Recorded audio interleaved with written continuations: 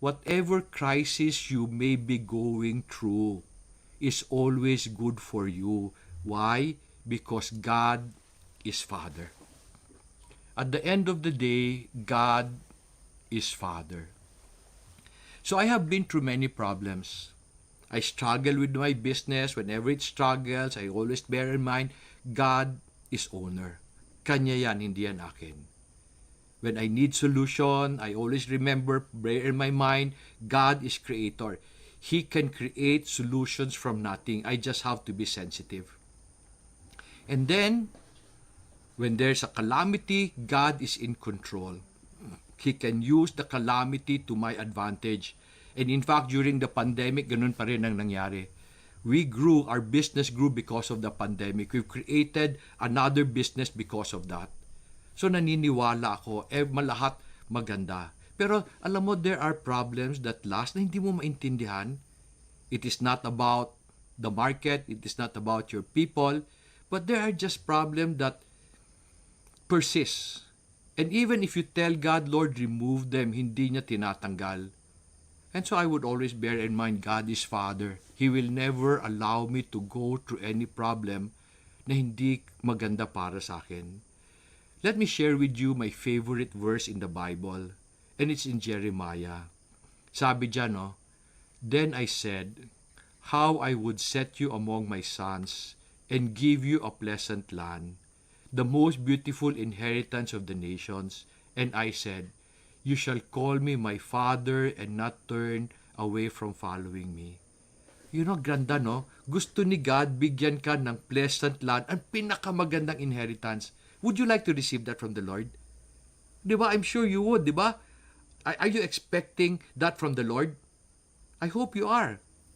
Na meron akong tanong. Kung love ka ni Lord, ba't hindi pa niya binibigay sa'yo? Nasa'yo na ba? Wala pa. To many of us, wala pa sa atin. Bakit hindi pa niya binibigay? Hindi ba kaya ni God ibigay sa'yo yung blessing mo today? Kaya ni God, hindi? Kaya. Ba't hindi niya binigay? Why does He allow you to go through many difficulties? Ba't hindi ka nang niya i-bless? Let me explain something. So I have been through many problems, but there were also problems that persist na hindi ko maintindihan.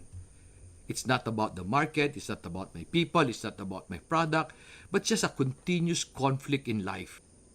I only understood it when I understood the meaning of James chapter 1, verses 2 to 4. And you know this is about trial, but I have another perspective about trial that I wish to share with you. Yun na sabi dyan, no? Consider it all joy, my brethren, when you encounter various trials. Can you be honest with me? Do you enjoy your trials? Naku, pag sinabi niyong hindi, patay kayo kay God. I was listening to this pastor, sabi nung pastor, pagdating ko sa simbahan, he was talking about trial, sabi niya, if you are not enjoying your trial, you are sinning against God. Sabi ko, ano naman kalukuhan yan?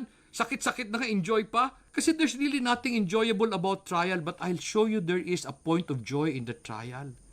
Pero ang totoo, masakit siya. Pero sabi niya, consider it all joy. Bakit ka dapat joyful? Or why should you at least consider the good in your trial? Kasi sabi ng verse 3, knowing that the testing of your faith produces endurance, and let endurance have its perfect result, so that you will be complete, lacking in nothing. Let me explain what's happening to us when we go to trial. Sabi niya, the testing of your faith. When you go to trial, ano ang pinipray ninyo? Ano hinihingi nyo kay God? Sana matapos na to. Lord, tanggalin mo yung buwisit sa buhay ko. Diba? Yun yung una eh. Tapos hindi tinanggal ni God. Diba most trial come from people. And most of the time, they come from the people you love. So at you tell God, Lord, tapusin na natin, Lord. Remove the trial. Tapos hindi tinanggal ni God. What do? Do you give up? Hindi naman, di ba? Because the trial is still there. Will you change your prayer? Alam ba nyo, nag-change ang prayer pag hindi nawala ang trial? How do you change your prayer? Alam mo, akong prayer ko, pag hindi tinanggal ni God, sabihin ko, Lord, help me to endure. Give me the strength to endure. So now, nagbabago yung prayer mo. Nagbabago yung prayer mo, endurance. Okay? Habang nag-i-endure ka, ano later ang prayer mo? Pag ang haba-haba na, ang haba-haba na ng trial mo, nag-endure ka na, mag-change ba yung prayer mo? Alam mo yun, nag-change yung prayer. Let me share with you the change in the prayer. Lord, if you will not change the situation, what will you tell God? Change me.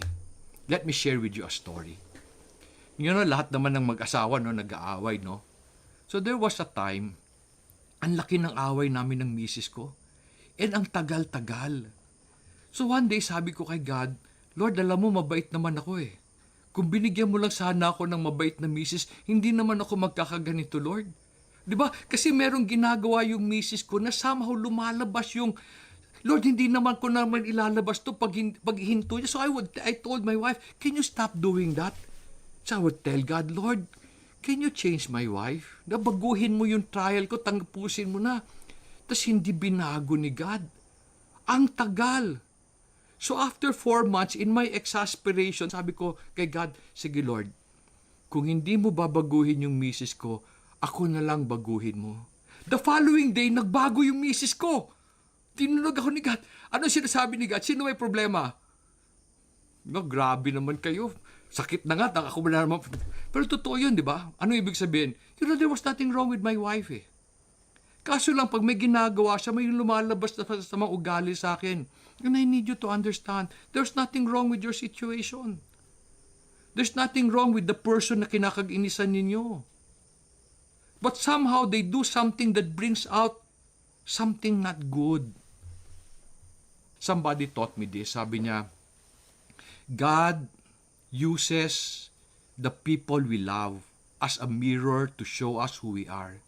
So God was using my wife as a mirror. And kaso lang, pagtingin ko sa mirror, sabi ko, Lord, I don't like what I see in the mirror. Can you change the mirror? Okay ba yung prayer ko? Change the mirror, Lord. Magbabago ba ako? Hindi naman, di ba? I need you to understand the reason why God allows us to go through trial, because business is also about character. Without proper character, He cannot give us His blessing because sisirain natin. When you give a person an inheritance that he or she is not ready for, you destroy the person. So God will allow us to go through trial. And then sabi niya sa verse 4, let endurance have its perfect result, so that you may be perfect and complete, lacking in nothing. So trial is not the testing of your faith. It is the growing of your character. And kanina sabi ko, there is a point of joy in trial. Sa verse 12, sabi niya, sa James 1:12, sabi niya, blessed is the man who persevere under trials. For once he has been approved, he will receive the crown of life which the Lord has promised to those who love Him.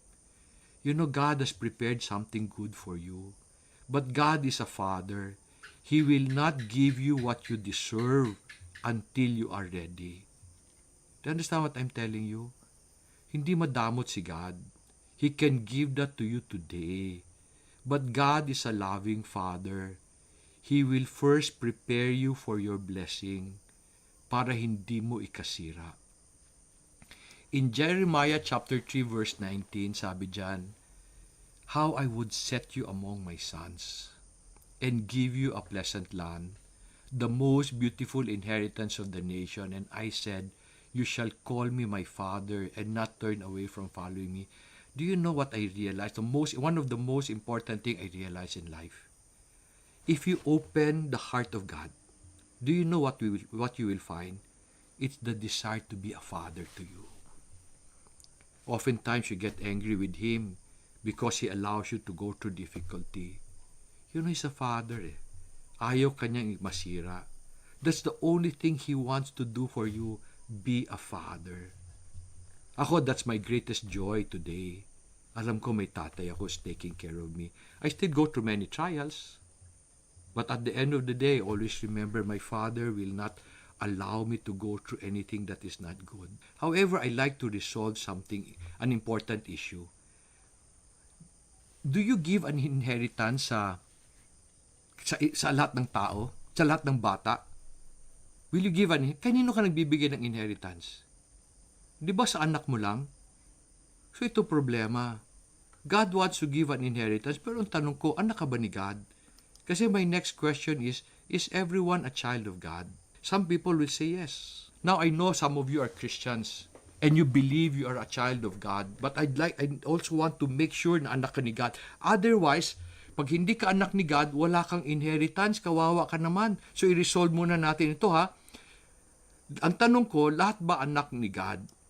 John chapter 1 verse 12 says, "But as many as receive Him, to them He gave the right to become children of God, even to those who believe in His name."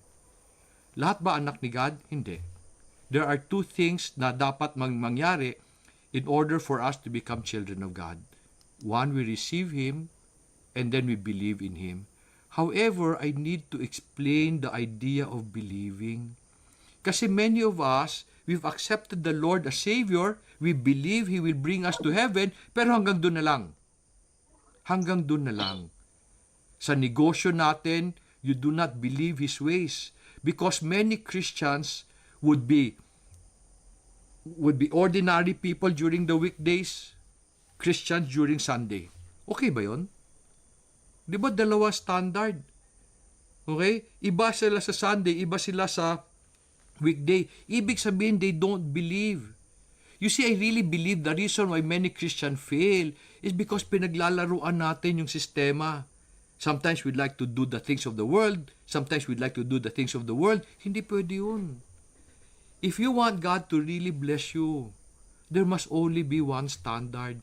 This is where we fail in the idea of believing. We think believing is in the mind. No. Believing is in the action. There's a phrase that says, to know and not to do is not to know. So ito problema ko sa maraming Kristiyanong negosyante. Naniniwala sila Jesus is Savior and God is in control, but not of their business. If you really want to enjoy the blessings of the Lord, there must only be one standard. You believe in Him. I don't know your faith. I don't know where you come from. I don't know your relationship with God, but I want you to know that I've enjoyed my journey with the Lord, and I hope you do too. I would like you to join the market project. They'll share with you the Lord more. I want you to enjoy your journey in life. For you to enjoy it, you must always remember that God is owner, God is creator, God is in control, and God is Father. He will always take good care of you if you allow Him.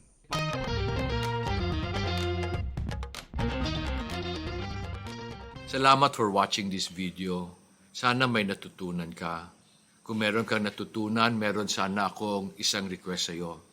I will not ask you to subscribe to my channel because hindi ko naman taga-goal ang sumikat. Ang gusto ko lang makatulong. So kung merong natulong tong video na to sa'yo, ang request ko, i-share mo sa kamag-anak mo o sa kaibigan mo. Help me help them. Sana together we can improve this world. I hope to see you in my other videos. So salamat.